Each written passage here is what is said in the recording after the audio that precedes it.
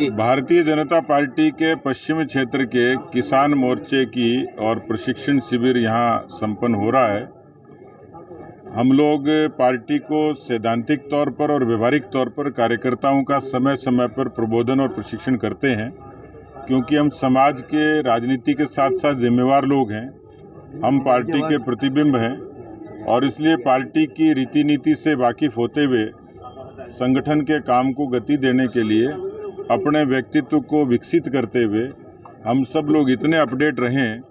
यदि शासन में है तो शासन की नीतियां जाएं और यदि प्रतिपक्ष में है तो प्रतिपक्ष के नाते जो हमारे पास चुनौतियां हैं उन चुनौतियों से लड़ने के लिए किस तरीके से काम करें। कुल मिलाकर एक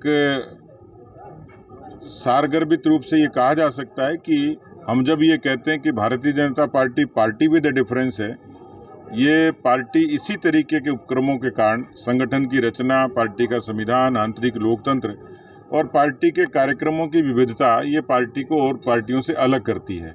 और इसलिए आज यहाँ शिविर संपन्न होगा, जिसके कारण किसान मोर्चे के प्रदेश के पदाधिकारी से लेकर सब प्रमुख लोग यहाँ से एक संदेश लेके जाएंगे। एक ऊर्जा के साथ में भी अपने अपने प्रदेशों में मजबूती से काम करेंगे। राजस्थान को आतिथ्य का सौभाग्य मिला। अभी पिछले दिनों ओबीसी मोर्चा की राष्ट्रीय कार्य समिति यहाँ संपन्न हुई और पूरे ओबीसी समुदाय में अमित शाह जी की उपस्थिति में एक नई ऊर्जा का संचार हुआ है। यहाँ भी हमें आतिथ्य का सौभाग्य मिला है।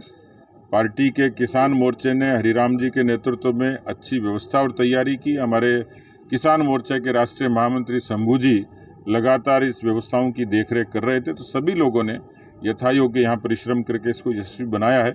हमारा किसान मोर्चा, क्योंकि पार्टी में पहले मोर्चे एक उपस्थिति के तौर पर प्रदेशों तक सीमित होते थे, लेकिन अब मोर्चों का संगठन धरातल तक, मंडल तक गया है।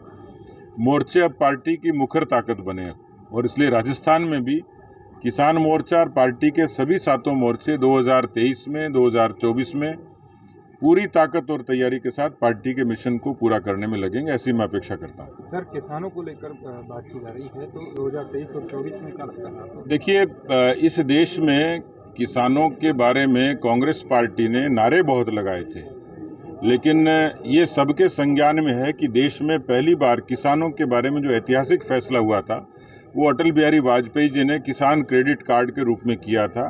आज भारत का किसान अपनी छोटी ज़रूरतों को उस केसीसी से पूरा करता है। दूसरा पक्ष है कि यहाँ पर हर चीज़ का बीमा होता था, बकरी का बीमा, मोटर का बीमा, मकान का बीमा, दुकान का बीमा, वाहन का बीमा, लेकिन किसान की जीती जागती फसल का बीमा नहीं होता था। आज वाजपेयी जी की शुरू की गई उस योजना को प्रधानमंत्री मोदी जी ने आगे बढ़ाया और करोड़ों किसान प्रधानमंत्री फसल बीमा योजना का लाभ लेते हैं।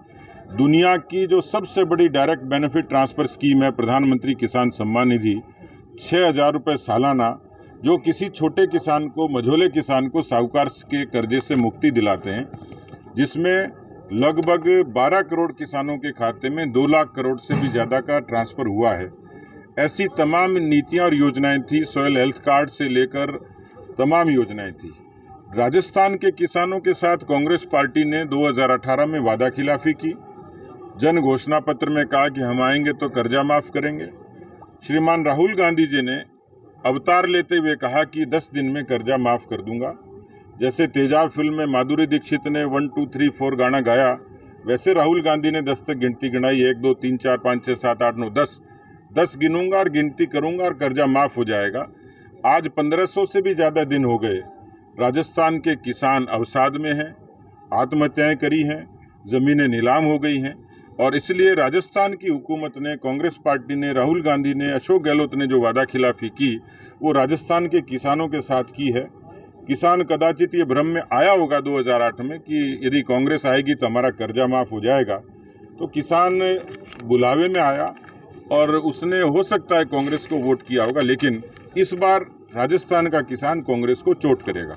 एमएसपी के ऊपर जो कानून बनाने की बात हुई थी, जो उसका क्या हुआ? देखिए, मुझे लगता है पहली बार भारत में 24 से भी ज़्यादा फसलों को 1.5 गुना मूल्य उपलब्ध करवाना ये पहली बार हुआ है। ये स्वामीनाथन आयोग की रिपोर्ट्स के आधार पर ही हुआ है। अभी उसमें और ज़्यादा ट्रांसफॉर्मेशन होना है क्योंकि किसानों के बारे में जैसे मैंने कहा कि केवल भारतीय जनता पार्टी थी जिन्होंने अटल बिहारी वाजपेयी जी से लेकर मोदी जी तक किसानों के लोक कल्याण के लिए तमाम नीतियां लागू की हैं और भविष्य में भी और बहुत सारी चीजें भविष्य के गर्भ में किसानों के कल्याण के लिए पार्टी और सरकार करने वाली है। सर, किसानों की आय दोगुनी करने को लेकर जो है प्रतिबद्ध थी सरकार। मुझे लगता है कि जितने नवाचार हुए, जितनी सहूलियतें थी और जितना तकनीकी तौर पर जो उन्नयन हुआ है, लोगों ने खेती के तौर तरीके बदले, वरना पारंपरिक खेती होती थी, बो देते थे, काट देते थे, बेचते थे, केवल कैश क्रॉप का काम होता था। आज राजस्थान का किसान कहीं खजूर उगाता है, कहीं अनार उगाता है, कहीं केसर उगाता है। तो पूरे देश भर में किसानों को जो इनोवेशन है उस पर जाना, दूसरा पार्टी के पशुपालन और जो सरकार ने पशुपालन, डेयरी, इन सेक्टर्स को मजबूत करने के लिए मोदी जी की सरकार ने काम किया है।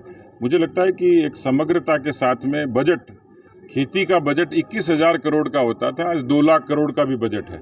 यानी सरकार की प्रतिबद्धता समझ सकते हैं कि उन्होंने खेती के रिफॉर्म के लिए सरकार ने बड़ा काम किया। गहलोत प्रदेश के दौरे पर गहलोत जी बेशक दौरे पर, मुझे लगता है उनको दौरे पड़ने वाले हैं।